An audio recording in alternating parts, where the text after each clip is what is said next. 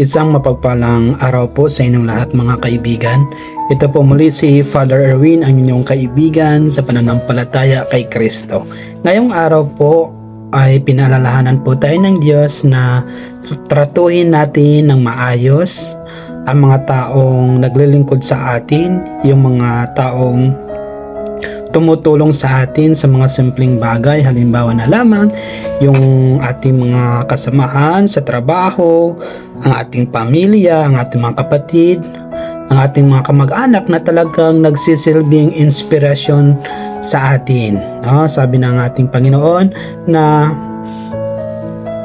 pagsilbihan ng tama ang inyong mga minamahal. So tayo din po ay pinagsilbihan ng ating Panginoon na walang pinipili, walang limitasyon.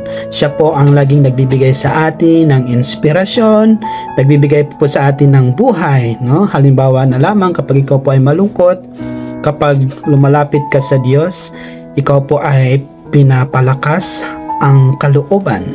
Porke na lang pag hindi ka marunong magdasal, sinasarili mo lamang ang iyong problema at lumalayo ka sa Diyos, hindi mo talaga marirecognize na ikaw ay sinasamahan ng Panginoon.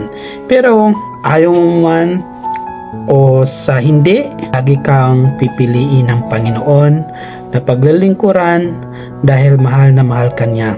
Kaya sana po kaibigan, lagi ka pong magkusang loob na magtratuhin ang mga taong nasa paligid mo. Masama man sila sa iyo, pero sana wag mo nang silang dagdagan, wag mo po silang gayahin, dahil mahal na mahal ka ng Panginoon ano man ang estado mo sa buhay. Kaya simple lang po yung paalala sa atin na act like Jesus, gumawa ng mabuti tulad ng ginagawa ng ating Panginoong Hesus, kahit mga taong ayaw sa Kanya, yung mga Pariseo at Eskriba, kahit pinagtabuhayan na siya, pero patuloy pa rin siyang nagbibigay ng inspirasyon, nagbibigay pa rin siya ng kabutihan para po sa mga taong nangailangan. Kaya minsan po sa ating buhay po nararanasan po natin yon, na minsan tinitik for granted po tayo ng mga taong minamahal natin, pero ang mahalaga po, tayo po ay nagmamalasakit kahit